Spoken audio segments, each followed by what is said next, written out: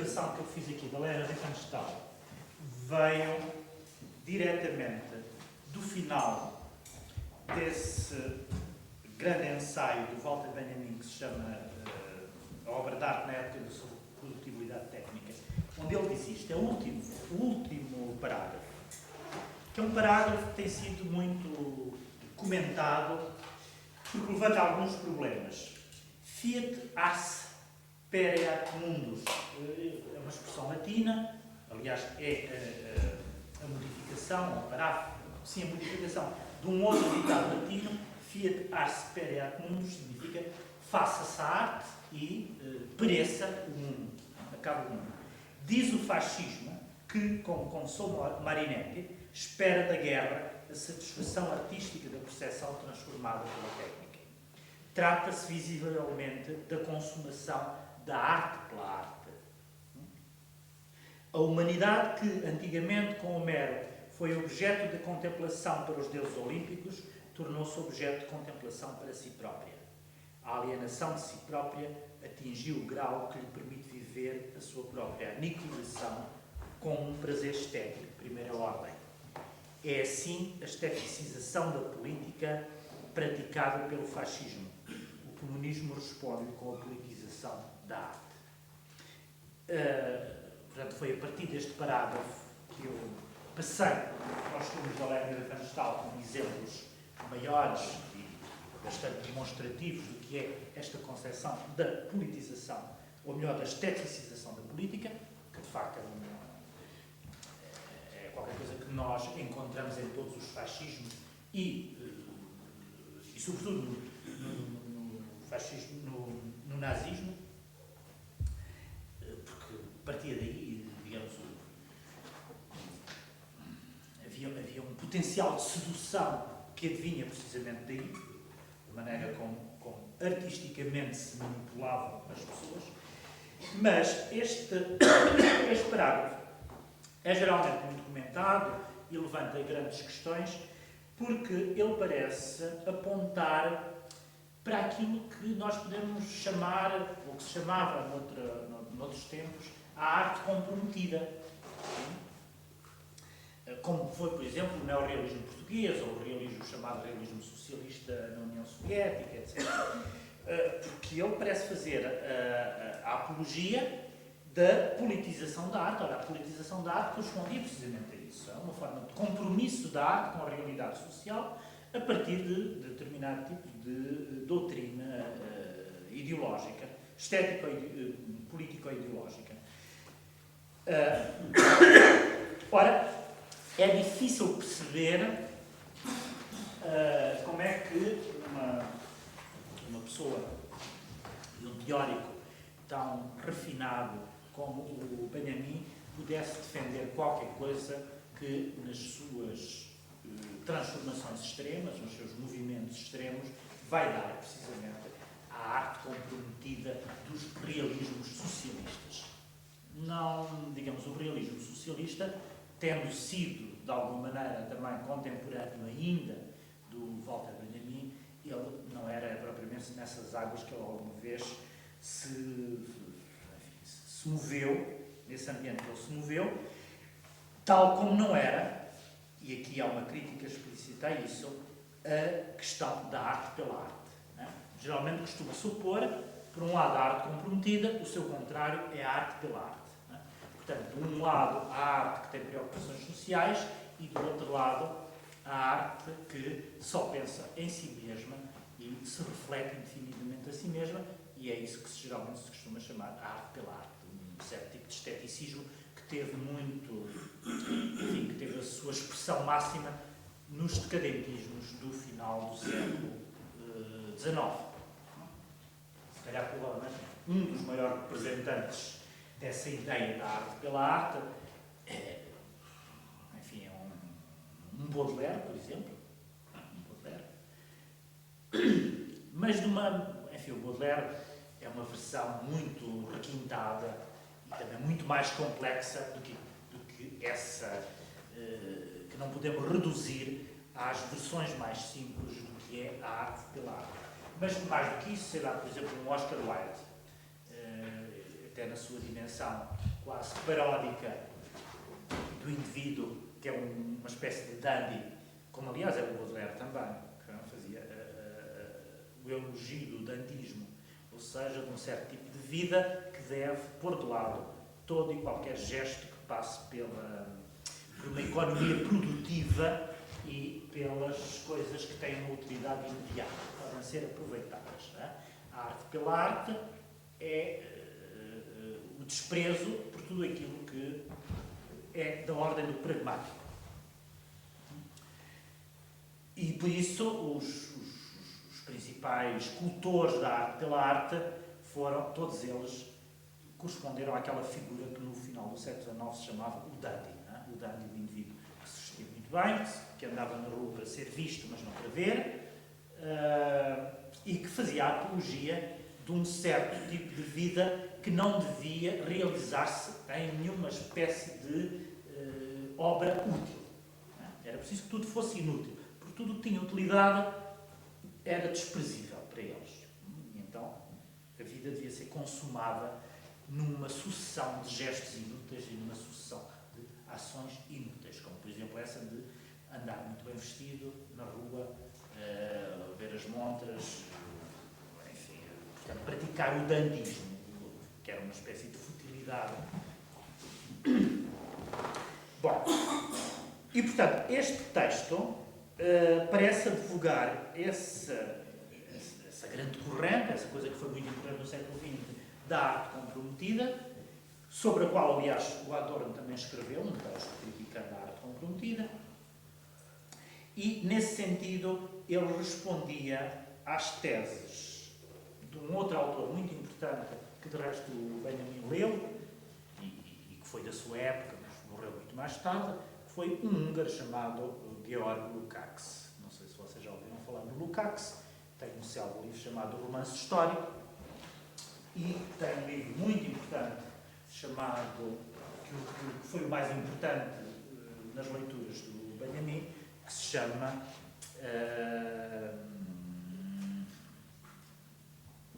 História e Consciência de Classe. História e Consciência de Classe, que é um livro dos anos 20, ou 18, por aí. À volta dos anos 20, ou pouco antes ou pouco depois. Foi um livro muito importante, e de certa maneira ainda é, mas correspondia a uma reformulação da doutrina marxista, onde se introduziu um conceito que foi um conceito importantíssimo, que é o conceito de reificação. A reificação. As coisas, aquilo que se torna coisa. A ideia de que o capitalismo tornava tudo uma coisa. Não é?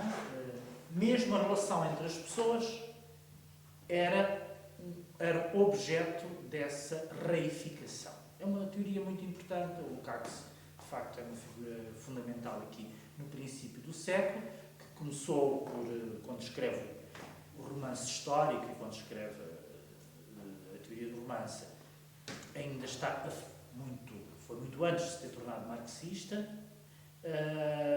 e depois começa a fazer a defesa. É um crítico importantíssimo, começa a fazer a defesa do realismo em arte. O realismo, toda a espécie de realismo, mesmo aquilo que ele chamava o realismo burguês do século XIX. Os romances do Balzac, romances do Zola, todo aquele tipo de romance canónico do século XIX, ele faz o elogio daquilo, em contraposição, por exemplo, a qualquer coisa que ele considera que é arte burguesa e, portanto, desprezível. E reparem, ele era uma pessoa extremamente requintada. Era um húngaro, de uma família nobre húngara, que depois vem para a Alemanha. O primeiro livro que escreve ainda é um húngaro, que se chama A Metafísica da Tragédia. Não, a Alma e as Formas. Um dos ensaios da Alma e as Formas é que se chama A Metafísica da Tragédia. Estão a ver que aí ele ainda era um metafísico, digamos assim. E ele faz a defesa do realismo, mesmo desse realismo burguês do século XIX, é assim que ele lhe chama, e por isso ele vai lançar uma espécie de anátema sobre um certo tipo de romance modernista ou de ficção modernista que tinha começado a aparecer, que é contemporâneo, como por exemplo o Joyce e o Kafka. Ele tem um ensaio onde acha que o Kafka, que é a literatura decadente. É um argumento que nós vamos também vamos ouvir ser utilizado pelo realismo, os arautos do realismo socialista. Uma acusação muito frequente na União Soviética era de que os artistas eram decadentes. Decadentismo. Tudo o que não era realista era decadente. Por definição, a arte burguesa era decadente. E o Kafka pareceu, ou Lukács, que pertencia a essa categoria de uma arte decadente e, portanto, burguesa decadente. Porquê? Porque não correspondia aos cânones e às matrizes realistas. O único escritor que ele achava que, apesar de tudo, e que ele defendeu contra o Kafka, portanto, defendeu contra o Kafka no sentido em que criticava o Kafka e contrapunha um outro modelo que ele achava que assim é que era válido, que era o do Thomas Mann. Isso é curioso. Thomas Mann. Sobretudo a fase primeira do Thomas Mann. Mas isto tudo para falar aqui. Por causa deste parágrafo que estava eu a dizer, parece apontar para uma doutrina do tipo, uma doutrina estética daquela que encontramos no realismo socialista. Bom, vamos ver que as coisas são muito mais complicadas e este texto foi sempre enigmático por causa disso. Havia uma certa dificuldade em perceber ou em entender, imaginar que o Walter Benjamin pudesse aproximar-se de teses desse tipo. De qualquer das maneiras, este texto de 1936, mas começou a ser escrito muito antes, isto é, este texto na obra de arte na época da sua utilidade técnica, nas suas várias versões,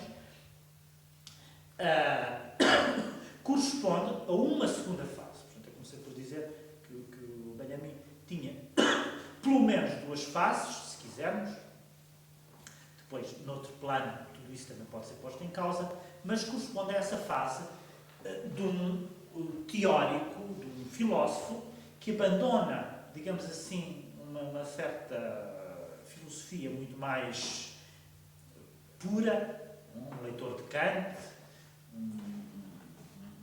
um leitor de toda a metafísica ocidental, e que depois se vira para questões da vida moderna e, sobretudo, para todo num plano muito sociológico.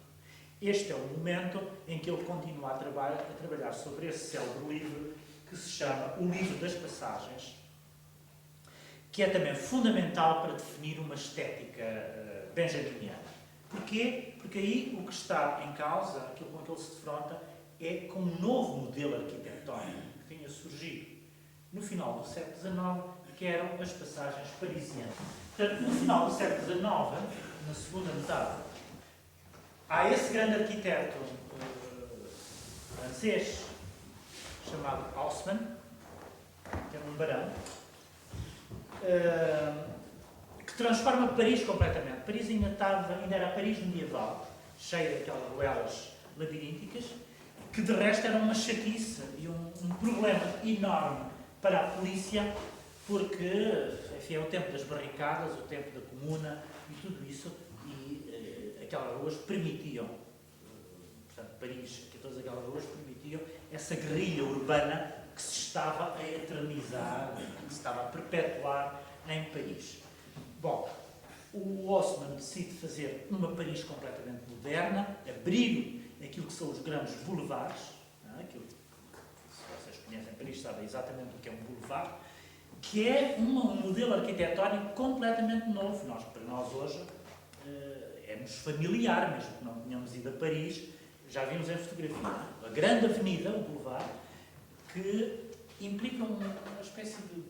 que tem um ponto de fuga que vai em direção, digamos assim, ao infinito e, enfim, vai-se elevando, não é? O ponto de fuga é um ponto de fuga da elevação, portanto, grandes avenidas e grandes passeios públicos. Portanto, o tipo de cidade que é feita para se passear.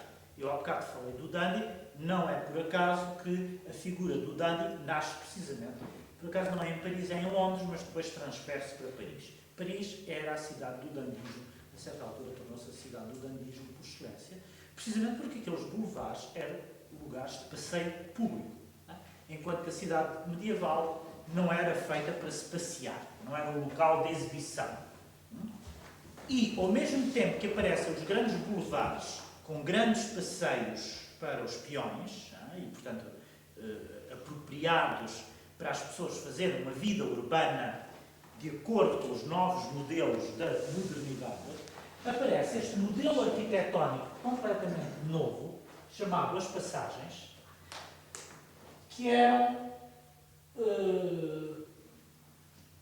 digamos, cúpulas de vidro e lojas, portanto, todo ladeada, as partes de lado são lojas, que permitiam a passagem de uma rua para a outra sem se passar por nenhum exterior, porque, digamos, isto é interior, ali não chove, nem faz vento, nem nada disso, porque há a cúpula de vidro. Mas, de qualquer das maneiras, há uma espécie de visão para o exterior, precisamente porque aquilo é de vidro. E eram ali que se começaram digamos, a concentrar todo o comércio fino, rico, requintado. Portanto, digamos, As Passagens é o modelo mais antigo e também requintado daquilo que nós hoje, daquilo que são os nossos centros comerciais. O que é curioso neste modelo arquitetónico das Passagens, primeiro, é o facto de ser uma arquitetura do ferro e do vidro, e depois o facto de aquilo não ser exatamente nem exterior nem interior. Estão a ver? A ideia era que as pessoas não se sentissem nem propriamente no exterior, ou seja, na rua, nem propriamente no interior. Isto é, entre paredes, dentro de um grande edifício. De maneira que era uma espécie, um limiar estranho entre exterior e interior, que aproveitava também qualquer coisa que era completamente nova, que era essa coisa da arquitetura do vidro, que tinha começado com, enfim, o grande edifício do vidro, foi o Palácio de Cristal, em 1851, na grande exposição de Londres, não é? A exposição de Londres, primeiro, de Paxton. É curioso aqui esta história da arquitetura do vidro, porque às tantas, falando da aura, não neste texto, mas noutro, o Benjamin diz que a única arte sem aura, se nós quiséssemos imaginar uma arte completamente destituída de aura, tínhamos que pensar na arquitetura do vidro, porque ela não tem nenhum mistério, não é? Porque é transparente. E então não tem nenhum mistério, também não tem aura. A aura implica o mistério. Aqui, e portanto, o livro das passagens, desculpem estas, eu próprio tenho alguma dificuldade em fazer as passagens, porque a digressão não leva para outros campos. A obra das passagens é um livro feito de citações, ou dos autores mais desvairados, um trabalho de transcrição de alguém que está na biblioteca e que vai lendo o que tudo lhe interessa, de modo a fazer aquilo que ele chamava uma história material do século XIX. Uma história material do século XIX. Ele entendia que, e o emblema maior dessa história material era precisamente as passagens parisienses, ou seja, este modelo arquitetónico que ele achava que era uma espécie de emblema da modernidade. Aqui ele concentrava-se tudo. Concentrava-se a ideia de que o grande Deus da modernidade, aquilo que estava a começar a ser venerado, era a mercadoria. É isso que Benjamin descobre. A mercadoria. Porquê? Porque ali é o lugar do comércio. E ali é o lugar de exposição, não só nos faubourgs parisienses, mas sobretudo nas passagens, é o lugar de exposição da mercadoria, porque estas lojas tinham aquilo que não era conhecido até então, que eram as montras, as vitrinas. Também de vidro, onde a mercadoria era exposta. Como de resto, em si mesmo, as grandes exposições universais também já eram um lugar por excelência de exposição da mercadoria. E aí o que o Benjamin vai descobrir com um conceito que tem que ver com este novo estatuto, este novo conceito que é o da mercadoria, é a ideia de fantasmagoria. Fantasmagoria. Isto é, como se as coisas se tornassem meio concretas, mas ao mesmo tempo fantasmáticas, adquirem uma outra dimensão, adquirem uma segunda natureza. A mercadoria é precisamente aquilo que é dotado dessa segunda natureza. Enfim, em termos marxistas, essa segunda natureza é o valor de uso, ou melhor, o valor de troca, em vez do valor de uso, portanto, o valor de troca que anula e aniquila o valor de uso, e aí as coisas tornam-se, adquirem uma dimensão quase abstrata e, portanto, fantasmagórica. E, no livro das passagens, aquilo que ocupa o Benjamin é precisamente essa nova cultura, que é a cultura própria da modernidade, em que as coisas se tornam abstratas e perdem a sua dimensão de realidade. E tornam-se fantasmagóricas. E a mercadoria é, por definição, aquilo que tem essa segunda natureza fantasmagórica. É evidente que aqui há leituras marxistas que o Benjamin vai transformar, sobretudo, se nos lembrarmos daquela célebre frase do Manifesto Comunista, onde Marx diz: tudo que é sólido dissolve-se no ar. Há já essa ideia também aí do fantasma, da fantasmagoria, das coisas que são sólidas e que se tornam mais ou menos abstratas ou gasosas. E, portanto, o livro das passagens é uma espécie de, digamos, estética da modernidade, mas ao mesmo tempo estética, mas uma estética sociológica, estão a ver? Uma estética sociológica, em que ele procura mostrar as características da modernidade a partir de determinado tipo de modelos estéticos e, sobretudo, modelos arquitetónicos. Estéticos arquitetónicos, em que as passagens ocupam um lugar importante. Pela arquitetura do vidro e por ser lugares de exibição da mercadoria, onde o comércio prospera, onde as pessoas passeiam, onde o dandy se sente à vontade, etc, etc. Bom, mas isto é a segunda face do Benjamin, com estas preocupações histórico-sociológicas. Provavelmente, o primeiro texto, eu estou a fazer hoje, é o primeiro dia, havia pessoas que não estão, de facto, muito familiarizadas, eu estou a falar muito em geral, espero amanhã começar a entrar em questões assim mais detalhadas e mais em particular. Mas para dar assim uma configuração mais geral daquilo que foi o pensamento do Benjamin, em termos estéticos. Em termos estéticos. O resto não nos ocupa aqui neste momento. Mas o primeiro texto, onde nós podemos encontrar uma série de conceitos que correspondem a aquilo que podemos chamar a estética benjaminiana, é um texto de 1922. Foi escrito em 1922 e apareceu só em Viena em 1924 e 1925. Exatamente. É um texto muito importante que depois foi publicado numa enciclopédia. Portanto, era um texto sobre as afinidades elétricas. Isto para dizer, há aqui outro elemento que falta, que eu no início falei nisso, quando alguém me falou no título do livro, não foi? Tinha lido. O Benjamin não escreveu praticamente em vida, não publicou livros quase. Portanto, publicou publicou esse sobre o drama barroco alemão, em 1928.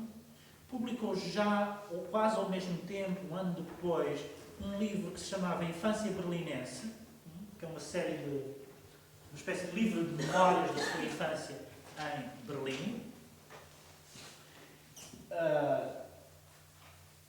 E não sei se publicou um livro chamado Rua de Sentido Único, que também é da mesma espécie desse de infância berlinense.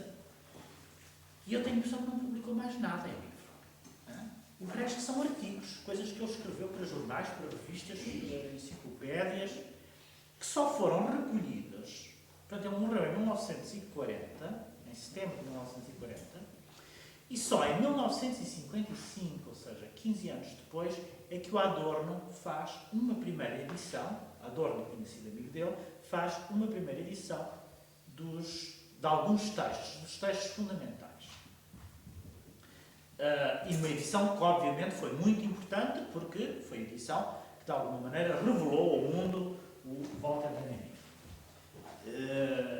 E reparem que essa edição, além disso, foi mais importante ainda, porque, tendo havido essa espécie de polémica que deixou um travo um pouco amargo entre o Adorno e o Benjamin, apesar de tudo, verifica-se que o Adorno teve grande consideração pelo Benjamin e que o reconheceu, reconheceu a sua importância e, por isso, trabalhou para divulgar a sua obra. E eu digo isto porque, a certa altura, enfim, já depois disso, porque nessa altura o Benjamin não era muito conhecido, mas já mais perto de nós, quando há uma espécie de rivalidade, de quase clubismo que se instituiu, não tem provavelmente razão de ser, que é, por um lado, os benjaminianos e, por outro lado, os adornianos. E esta oposição entre benjaminianos e adornianos, primeiro parte do princípio de que eles se contrapõem um ao outro, e tudo isso deriva dessa polémica, ou seja, desse momento polémico entre ambos. Não há muitas razões, são duas cabeças completamente diferentes, que pensam coisas completamente diferentes, a não ser num determinado momento em que se cruzam, ali precisamente em torno da revista da Escola de Frankfurt. Portanto, isso em 55 é publicado pela primeira vez, é recolhido alguns dos textos do Benjamin. Depois, as teses sobre a filosofia da história, ele tinha-as entregado, o texto dessas teses, ele tinha-as entregado pouco antes de morrer à Hannah Arendt, que estava em Paris. A Hannah Arendt estava também de passagem, de fugida para os Estados Unidos, e foi ela a depositária desse texto, que se chama As Teses sobre a Filosofia da História, e, portanto, tudo isso foi sendo publicado com alguma lentidão, e, portanto, só nos anos 70 do século XX é que a figura do Walter Benjamin começou a ter alguma recepção considerável, tanto na Alemanha como fora da Alemanha, sobretudo em Itália e também nos Estados Unidos. E, portanto, só nos anos 70 é que houve assim esse renascimento, ou esse recrudescimento do interesse pelo Benjamin. E pronto, a partir daí houve, de facto, a obra, entretanto, foi sendo editada, as coisas foram sendo recolhidas.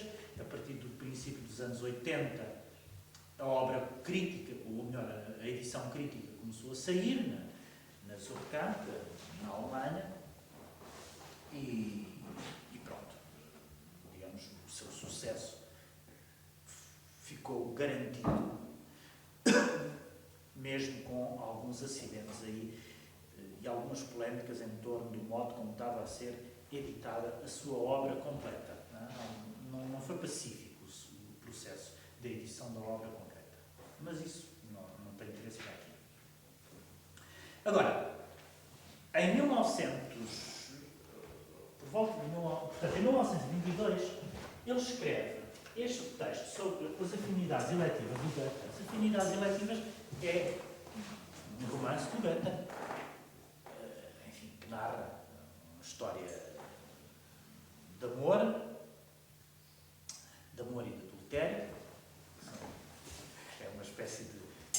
arquétipo universal dos romances de amor. E, portanto, chama-se, não sei se já alguém leu, e, a certa altura desse ensaio, ele tende para uma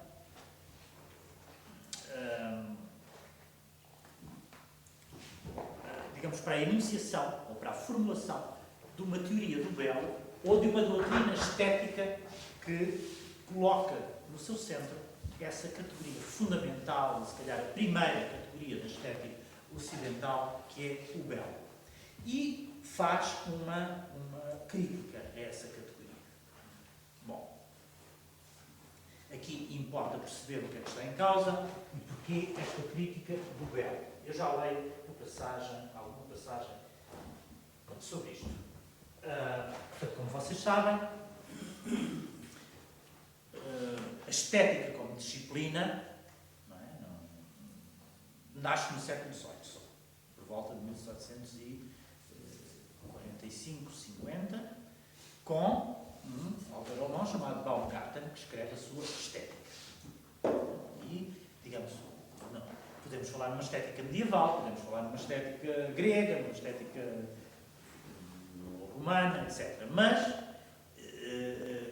fazendo uma espécie de anacronismo, isto é, projetando sobre os gregos ou sobre a Idade Média um conceito que só nasce no século XVIII. Ou melhor, o conceito não nasce no século XVIII. O que nasce é a disciplina com esse nome. Estão a ver? Digamos, autonomiza-se dentro da filosofia. Há uma espécie de disciplina que se chama a estética, que trata das questões da teoria da arte. E, portanto, há aí uma espécie de autonomização não só da arte, mas de toda a teorização sobre a arte. E essa autonomização da teoria sobre a arte coloca no seu centro a questão do belo. A primeira categoria estética que importa aí definir é o que é o belo. Porquê? Porque traça-se uma equivalência entre a arte e o belo. A arte e a beleza. E de onde é que vem essa equivalência entre a arte e a beleza? Vem precisamente da arte grega. Vem da arte grega. Aquilo a que, em termos nietzschianos, chama-se o apolíneo, não é? E, sobretudo, o apolíneo referido à estatuária grega. Mas a questão do belo era apenas não uma questão estética, mas também uma questão moral e uma questão filosófica. O belo era, por definição, também a harmonia e a verdade. Isto já tinha sido definido desde Platão, assim, nestes termos, portanto não era nada de novo. E foi, digamos, essa doutrina estética que estabelecia essa equivalência entre o belo e a verdade, foi sempre difundida até o romantismo, se quisermos. E no século XVIII isso é consagrado, quer pela estética do Baumgarten, quer pelos estudos que então se fazem da arte grega, como sejam aqueles esqueci-me agora do nome. Aquele que é considerado o primeiro historiador da arte. Winckelmann. Século XVIII. É o fundador da história da arte. Não havia história da arte até o Winckelmann. Deve-se assim. Bom, é isto. Joachim Winckelmann. É este senhor. É o fundador da história da arte. Que faz uma apologia da arte grega e, sobretudo, é o responsável, digamos assim, pela introdução e pela defesa do neoclassicismo e até pelo conceito de neoclassicismo. Ele defende todos os neoclassicismos. Estão a ver? O neoclassicismo. Porquê? Porque a arte só era interessante na medida em que imitava a arte grega, porque a arte grega era o arquétipo fundamental. E, portanto, toda a arte só era válida se fosse um neoclassicismo. Estão a ver? No fundo, ele reduzia toda a arte, fazia um juízo estético em que a arte só era arte, e só era válida como arte, se fosse um neoclassicismo. Porquê? Porque ela tinha forçosamente que imitar a arte grega. Se não imitava a arte grega, era feia, era horrível, não seguia os parâmetros convencionais, não correspondia aos arquétipos e às regras artísticas. E, portanto, a estética tinha no seu centro esta categoria que era o belo.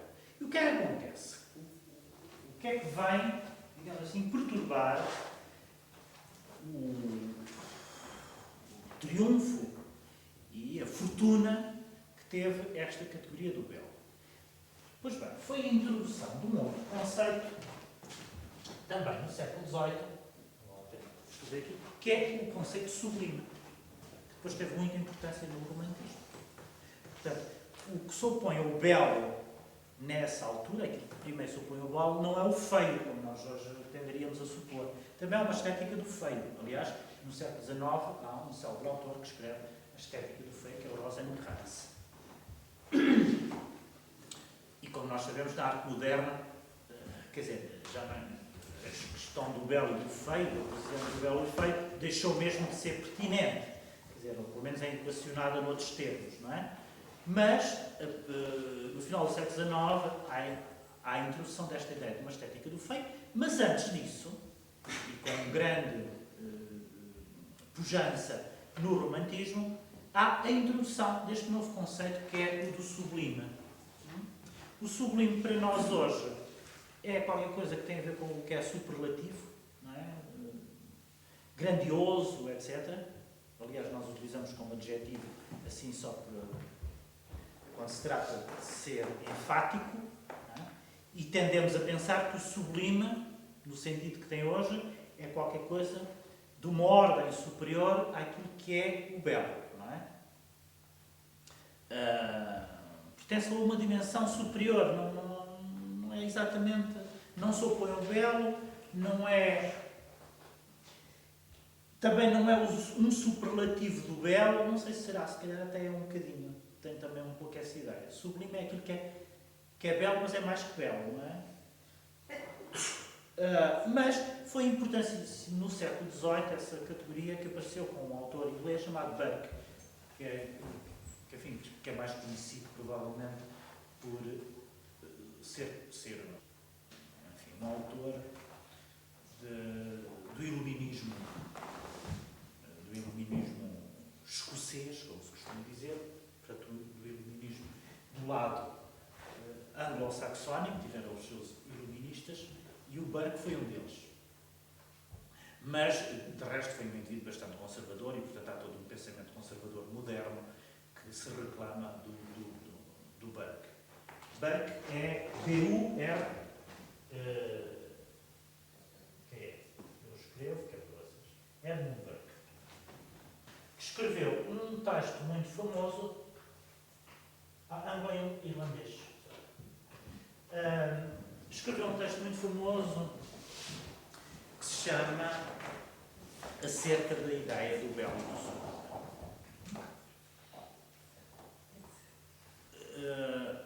E aí ele definia o sublime como qualquer coisa que era da ordem daquilo que causa uma espécie de terror, que nos ameaça. Enquanto que o belo nos coloca numa situação de harmonia e de sossego e de paz, o sublime era qualquer coisa que introduzia uma perturbação muito grande.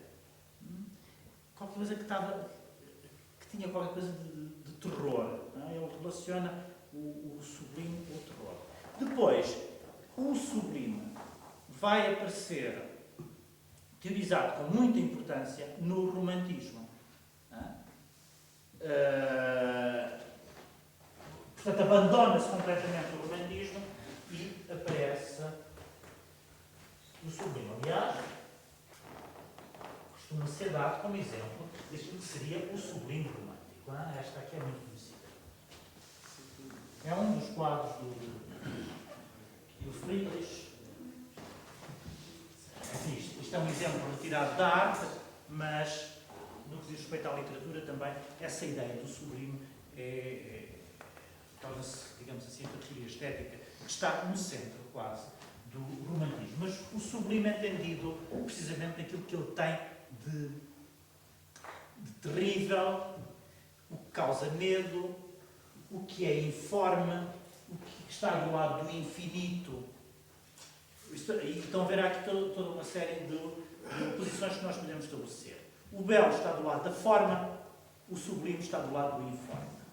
O belo está do lado daquilo que é apropriável facilmente, enquanto que o sublime está do lado daquilo que é irrepresentável. Remete para qualquer coisa que não é de todo, que não pode ser completamente representado. Escapa a um esquema da representação, uma estética da representação, a uma mimesis. O belo está do lado das formas bem definidas, enquanto que o sublime está do lado do indefinido. Então, estabelece esta oposição. Bom, no caso do Benjamin, ele vai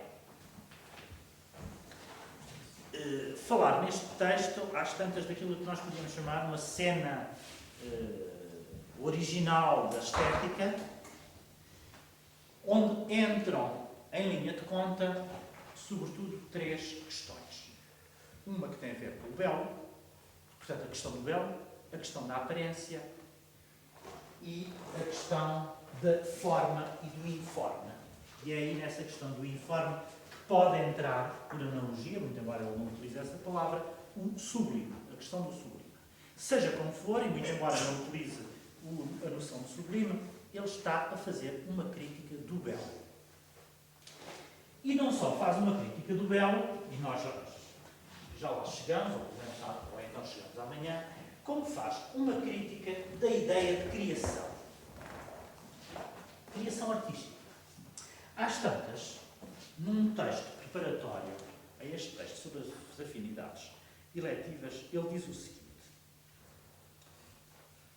ela, a obra de arte, não sai do nada, mas do caos. Mas não irrompe do caos como, para o idealismo da teoria da emanação, irrompe o mundo criado. A criação artística não faz nada do caos, não penetra nele. Também não retira a aparência da mistura dos elementos desse caos, como faz a evocação mágica. Isso é efetuado pela fórmula. A forma, porém, encanta o caos por um momento, transformando em mundo. Daí que nenhuma obra de arte possa parecer completamente livre e viva sem se tornar pura aparência e deixar de ser obra de arte. A vida que nela se agita deve parecer petrificada e como que magicamente fixada num instante. Bom, isto lido assim e tirado do contexto, obviamente é difícil perceber o que é que ele está a dizer. De resto, deixem-me eu só acrescentar uma outra citação que vem numa página anterior, quando ele diz que o conceito de criação não entra na filosofia da arte como um conceito de causa. A criação, e ele põe criação entre aspas, do facto, a criação, de facto, explica o virtus, que é uma palavra latina, da causa no único âmbito, ou seja, no âmbito do que é criado. Mas a obra de arte não é um criado. Criado, aqui também entre aspas, no sentido da palavra alemã, é geschaffenes, ou seja, não é algo que é criado. Criado no sentido, portanto, substantivado. É um nascido, algo que nasce. Né? Portanto, a obra de arte não é algo que é criado, é algo que nasce. Do qual podemos dizer, quando muito, que provém ou que se tornou, mas em nenhum caso é algo criado. É um criado. Não é criado como substantivo, percebam bem. Não? Quando ele diz não é um criado, não é algo que é criado, que entra num processo de criação. Ou que é produto de um processo de criação. Bom, o que é que ele está aqui, o que é que o ocupa neste excerto? Partimos daqui para chegar à questão da teoria do belo. É uma crítica da ideia de criação. da obra de arte como criação. Aliás, nós hoje ainda utilizamos, muitas vezes, essa expressão, a criação artística. Não é? Ou criação, os criadores, quando se fala dos criadores, muitas vezes, os criadores, referimos aos artistas, que são criadores. Não são os homens que fazem calçada, que nós dizemos que são criadores. Às vezes mereciam, mas se dissesse. Mas não, os criadores são os artistas. Quer porque eles se reclamam dessa maneira, quer porque faz parte do vocabulário que vem lá muito atrás. Não é? Ora, o Benjamin está interessado aqui em criticar esta ideia de criação. Porquê, diz ele, porque é que é necessário criticar a ideia de criação? Porque, diz ele, a obra não nasce do nada. A criação, por definição, é qualquer coisa que nasce do nada. A obra não. A obra nasce de um caos ao qual se dá forma, através da aparência, mas não nasce do nada. E aqui a questão do dar forma é que é importante. Evidentemente, o que ele, no fundo, está a querer dizer é mais ou menos isto. E, lendo o resto do texto, e eu remeto-vos para este ensaio que se chama As Afinidades Relativas, portanto, ele está a criticar a ideia de criação porque ele acha que a criação é um conceito que tem que ver com o divino, com o religioso, e, portanto, em última instância, Deus é que é o Criador. O artista não. Estão a ver? E, portanto, não se pode estabelecer uma analogia entre o trabalho do artista e o trabalho de Deus. O trabalho de Deus, sim, é um trabalho de criação, porque ele criou a partir do nada. O artista não. O artista cria a partir de qualquer coisa que existe e que é esse caos ao qual ele dá uma determinada forma. O seu trabalho consiste em dar essa forma. E, portanto, ele não é um criador, porque, diz o Benjamin, o conceito de criação introduz uma espécie de elemento teológico ou religioso no seio de uma atividade completamente profana, que é a atividade artística, e ele está precisamente interessado em retirar o conceito de arte qualquer espécie de conotação que tenha que ver com a religiosidade e com os conceitos da teologia. Isto é muito curioso, porque ele depois vai utilizar a noção de aura, que no fundo também é uma categoria que vem da religião. Não é? Aura, por definição, é aquilo que Deus possui no seu grau máximo. Não é? A aura mais distinta, a aura superior, a aura na sua máxima, no seu máximo fulgor, na sua máxima concentração, só existiria em Deus, e precisamente por isso é que ele não pode ser representado, não é? Segundo as regras da iconofobia judaica. Deus não serve, aí nesse caso não é só da iconofobia judaica, mas de todas as regras da Bíblia. Deus não pode ser representado através de nenhuma forma. Não há, existe os santos sim, os Jesus Cristo também, mas Deus não temos nenhuma figura de Deus. Ele é, por definição, irrepresentável. E, precisamente por ser irrepresentável, é que ele é o máximo detentor de aura. E, portanto, quando mais tarde o Benjamin vai elaborar a sua teoria da aura, da obra de arte, no fundo, é como se a obra de arte fosse, na sua versão, uma espécie de versão degradada de qualquer coisa que é de uma ordem divina. Mas degradada significa aqui qualquer coisa que existe num plano que é o plano terreno, o plano do profano. Estão a ver? Bom, e portanto, aqui neste caso, o que ele está a fazer é a crítica dessa ideia de criação. Em última instância, ele está a convidar-nos a não utilizar a palavra criação para falarmos da obra de arte, porque a criação é aquilo que Deus, e só Deus, terá feito. E, portanto, a obra não nasce do nada. E, portanto, a primeira preocupação dele é fazer essa crítica a uma doutrina estética que se tinha apropriado da ideia de criação. Ora, essa doutrina estética que se tinha apropriado da ideia de criação, obviamente em consonância e em coerência com os seus princípios, fazia dos artistas semideuses. Se eles eram criadores, era uma espécie de semideuses. Há uma espécie de glorificação divina do artista. Reparem que isto são coisas que, enfim,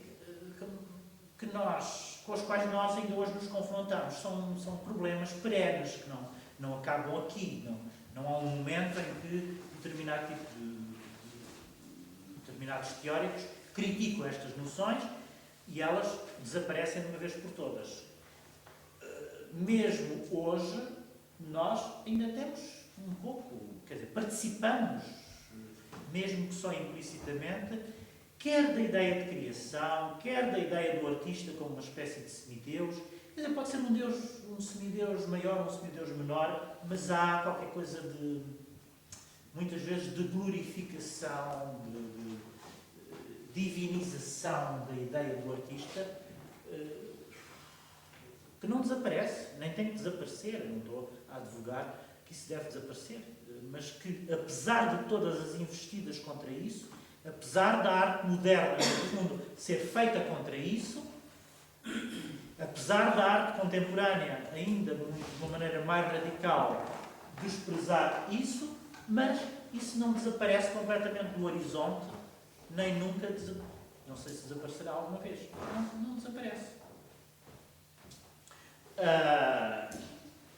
Evidentemente, aqui percebe-se perfeitamente que o Benjamin está a jogar simultaneamente num terreno, que é o terreno das categorias estéticas, e num outro terreno em que elas entram em confronto com conceitos teológicos.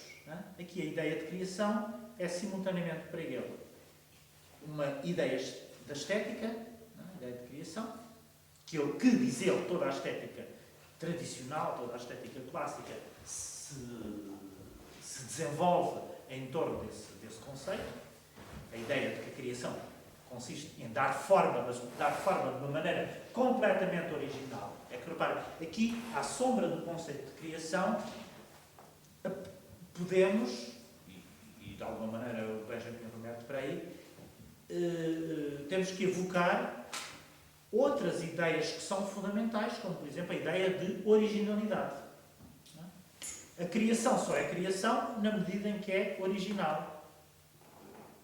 Tal como Deus, Deus criou o mundo a partir do nada, portanto é a originalidade máxima. Ele não tinha nenhum modelo na cabeça, nem podia ter atrás dele para fazer o mundo. Não. Aquilo apareceu assim pela primeira vez. Portanto é a originalidade máxima. E essa ideia de originalidade também surge quando? Surge com o romantismo. Quando o Winckelmann escreve os seus princípios gerais da história da arte, para ele a arte só é interessante e só é válida na medida em que imita os classicismos. Um século depois, ou menos de um século depois, com o romantismo, a arte só é válida na medida em que escapa a toda a ideia de imitação e que faz qualquer coisa de eminentemente original. Estão a ver a diferença entre uma coisa e outra, não é? E, portanto, é aí que nasce a ideia de originalidade. A ideia de originalidade, que é uma ideia moderna, tem, de facto, muito pouco tempo. Não é? Portanto, nasce no romantismo. Só aí é que esse imperativo de ser original surge. Depois, mais à frente, já umas décadas depois, o imperativo, mais do que ser original, era ser novo, ser moderno. Há aquele célebre frase de Rimbaud que diz: il faut être absolument moderne. É preciso ser absolutamente moderno. Mas isso já é numa fase na saída do romantismo. A ideia da modernidade aí constitui o imperativo fundamental. E é a modernidade, mas a modernidade não despreza a originalidade. Pelo contrário, é numa fase de, como é que eu ia dizer, de superação de todas as originalidades. Está a ver? Uma coisa é original, mas e precisamente por isso precisa de ser superada por outra mais nova do que essa. Não é? E por sua vez essa precisa de ser superada por uma outra que vem a seguir. A ideia da arte como superação, já não como originalidade, mas como superação. Qualquer coisa que está numa fase posterior. E estando numa fase posterior, anula aquilo que está anteriormente e declara como não válido aquilo que é anterior. No fundo, esta é a lógica das vanguardas, não é? As vanguardas depois aceleram este processo no início do século XX. E por isso é que aparecem aqueles ismos todos. Expressionismo, futurismo, acmeísmo, na Rússia, suprematismo, enfim, todos esses ismos. Futurismo, a pessoa então tem ismos que nunca mais acabam, como sabem, precisamente porque é desse tempo. Portanto, estes ismos correspondiam sempre à instauração de uma nova ordem estético-artístico-literária que superava e destituía aquilo que existia anteriormente e que era considerado não válido. E pronto, esta aceleração, a certa altura, a aceleração deste processo fazia com que todos os anos, ali, sistematicamente, aparecia sempre qualquer coisa nova que declarava o óbito daquilo que existia anteriormente. Ora, esta ideia de originalidade, aqui não é a ideia de originalidade, aqui é a ideia de vanguarda, que é uma coisa um pouco diferente, mas a ideia de originalidade própria do romantismo é uma ideia que se baseia numa concepção do artista como semideus. Um semideus. E reparem que, por exemplo, isso é muito... nós podemos ver que tende-se a hierarquizar. Quando nós pensamos nas diversas artes, geralmente, ainda que de maneira nem sempre explícita, nós estabelecemos uma hierarquia, não é? Pensar qual é a arte superior ou qual é a arte inferior. A arquitetura é superior à literatura ou é inferior à música.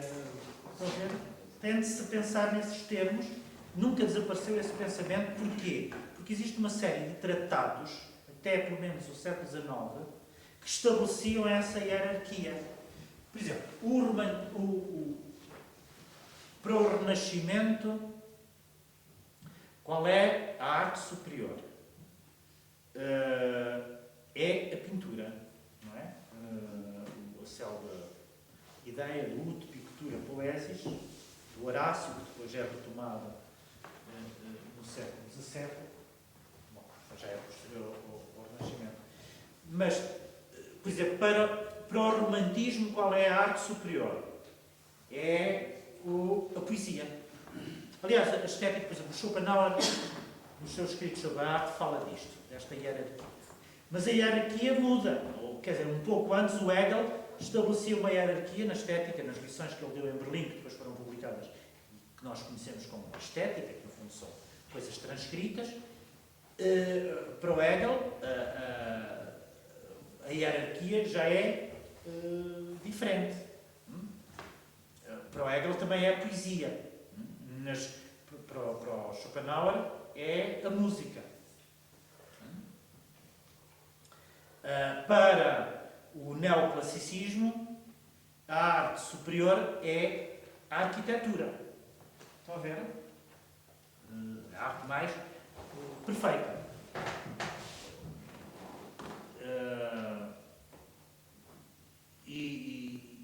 Portanto, essa hierarquia tende a estabelecer-se e, muitas vezes, mesmo hoje nós, sem termos lido os tratados de estética, ou sem que isso constitua um problema que é tratado assim, até porque entretanto surgiram outras artes, sobretudo o cinema, etc., mas tendemos a estabelecer essa hierarquia das artes.